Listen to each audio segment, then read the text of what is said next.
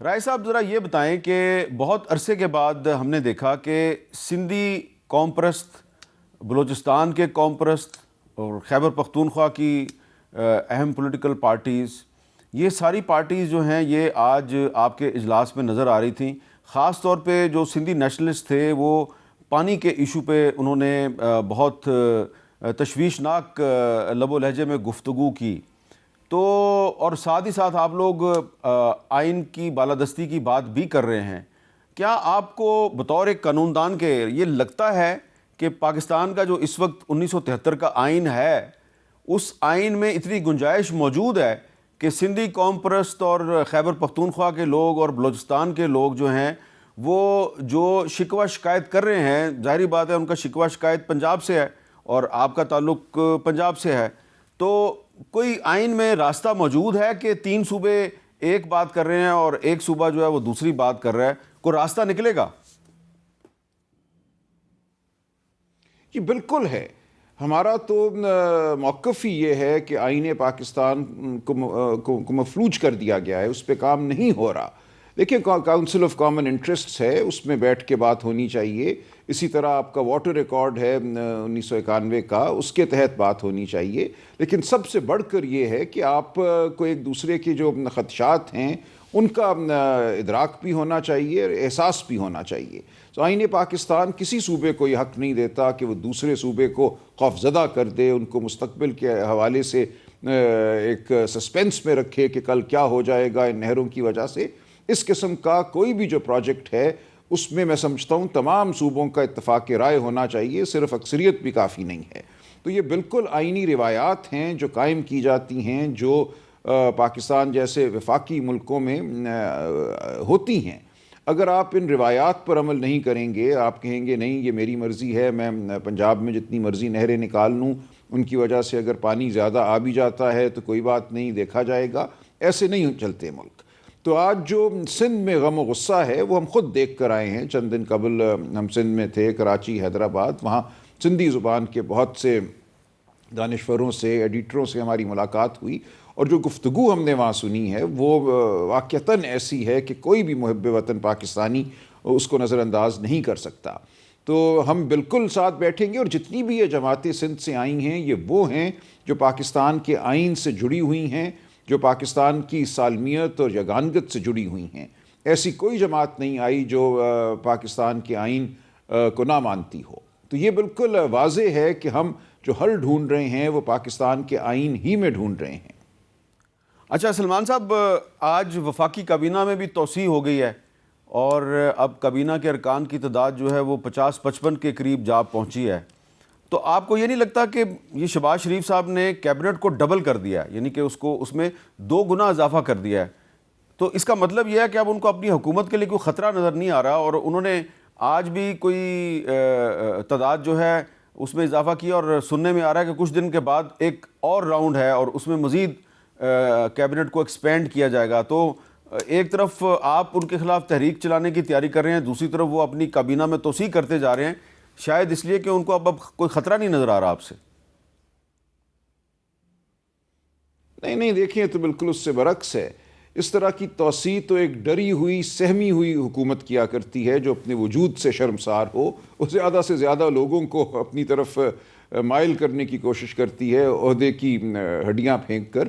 کیا یہ کابینہ کرے گی اس تعداد کی کابینہ؟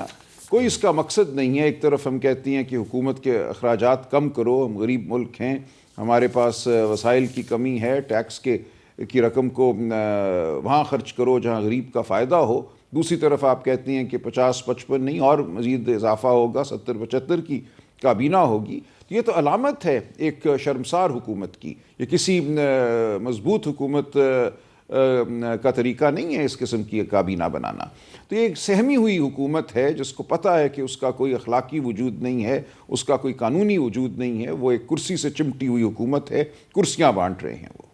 اچھا، ابھی تھوڑی دیر پہلے ڈاکٹر طارق فضل چودھری صاحب ہمارے سے بات کر رہے تھے، انہوں نے بھی آج فیڈرل منسٹر کا حلف اٹھایا ہے. وہ بڑے کانفیڈنٹ نظر آ رہے تھے، اور ان کے کانفیڈنس کی ایک وجہ جو ہے وہ یہ بیان کر رہے تھے کہ بھئی تحریک انصاف جو ہے اس میں بہت زیادہ گروپنگ ہو گئی ہے، آپس میں ایک دوسرے کی لیگ پولنگ کی جا رہی ہے. تو یہ جو ایک حکومت کی طرف سے ایک بیانیہ جو ہے اس کو پروموٹ کیا جا رہا ہے کہ تحریک انصاف جو ہے وہ بہت اندرونی اختلافات کا شکار ہے، تو آپ پارٹی کے سیکرٹری جنرل بھی ہیں، تو کیا آپ اس سے اتفاق کرتے ہیں کہ یہ جو اندرونی اختلافات ہیں اس سے آپ کو کافی نقصان ہو رہا ہے؟ بالکل بھی نہیں، یہ بالکل یہ ایک خود فریبی کی بات ہے۔ ظاہر ہے کچھ تو بات کرنی ہے نا۔ اسلام آباد کی جو 3 نشستوں کا معاملہ ہے، جس طرح اسلام آباد ہائی کورٹ پہ دھاوا بولا گیا کہ ان کے مقدمات نہ سنے جا سکیں، اس کے بعد ظاہر ہے سامنے آ کر کوئی ماسک تو پہننا ہے۔ دیکھیں، تحریک انصاف عمران خان کے پیچھے بالکل متحد ہے۔ 2-4 لوگ ظاہر ہے کوئی بیان دے دیتے ہیں، کسی کو کوئی عہدہ نہ ملے، کوئی نشست نہ ملے تو چند دنوں کی ایک خفگی ہوتی ہے، وہ بیان دیتے ہیں، میڈیا ان کو بڑھاوا دیتا ہے اور بس کوئی انتشار نہیں ہے، کوئی گروپنگ نہیں ہے تحریک انصاف کے اندر۔ بالکل ہر سطح پہ اتحاد ہے اور یگانگت ہے۔ اب یہ بتائیں کہ آپ کو 2025 میں لگتا ہے کہ عمران خان صاحب جیل سے باہر آ جائیں گے؟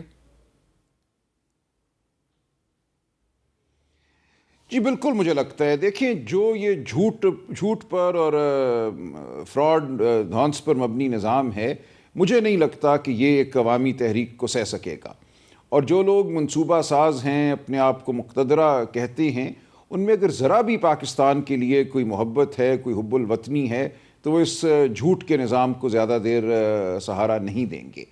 اس وقت ایک ہی راستہ ہے کہ ہم سچائی کو اپنائیں، ہم پاکستان کی عوام کی رائے کو سمجھیں، اور یہ ایک بہت بڑی نعمت ہے کہ جمہوریت کے ساتھ پاکستان کی اتنی بڑی تعداد، عوام کی اتنی بڑی تعداد آج کھڑی ہے، منسلک ہے۔ جو جماعتیں آج موجود تھیں ہمارے اجلاس میں، آپ کہیں بھی الیکشن کرا لیں، میں یقین سے کہتا ہوں کہ 80-85% ووٹ، 90% ووٹ انہی جماعتوں کو ملے گا۔ تو جب اتنی بڑی تعداد میں ایک کٹ ہو، ایک الائنس ہو، تو اس کی بات کو سننا چاہیے۔ ہمارے پاس ہر طرح کے لوگ اس الائنس میں موجود ہیں، وہ لوگ جو حکومت میں رہے ہیں، وزیر اعظم رہے ہیں، وزیر خزانہ رہے ہیں، جن پہ عوام کو اعتماد ہے۔ تو اس سے بہتر کیا ہو سکتا ہے کہ ایک ایسی سیاسی قوت وجود میں آئے جس کو عوام کا واقعتاً اعتماد حاصل ہے، جس کے پاس حکومت چلانے کا تجربہ بھی ہے۔ تو یہ ایک نعمت ہے جو اس قوم کے سامنے آج پڑی ہوئی ہے۔ اس کو دھونس کے ذریعے باہر کیا جا رہا ہے، دھونس کے ذریعے ایک مصنوعی حکومت کو چلایا جا رہا ہے۔ میں سمجھتا ہوں جس دن بھی لوگ بیٹھیں گے، ہوش مندی سے کام لیں گے، ہوش کے ناخن لیں گے، تو یہ نظام ان کو نظر آئے گا کہ اس قابل نہیں ہے کہ اس کو قائم رکھا جائے۔ تو آپ تھوڑی سی اس کی وضاحت کریں گے کہ یہ جو آج اپوزیشن جماعتوں کا جو ایک اجلاس تھا، اس میں جو پارٹیاں شامل تھیں، تو تحریک انصاف کی کوشش ہوگی کہ اس کو ایک الیکشن الائنس میں تبدیل کیا جائے؟ نہیں، یہ میرا خیال ہے قبل از وقت بات ہے، یہ ضروری نہیں ہے، لیکن اس کو ہم جو تحریک ہوگی بحالی آئین کے لیے، انتخابات کی شفافیت کے لیے، اس میں یقیناً یہ تمام جماعتیں ساتھ چلیں گی۔ میں سمجھتا ہوں یہ ہوگا۔ جب الیکشن کا وقت آئے گا تو ہو سکتا ہے اس میں سے کچھ جماعتیں الیکشن میں بھی اتحادیوں کے طور پہ سامنے آئیں یا نہ آئیں، وہ بعد کی بات ہے۔ لیکن نئے الیکشن کے انعقاد اور پاکستان میں جمہوریت کی بحالی کے لیے یقیناً یہ جماعتیں ساتھ چلیں گی۔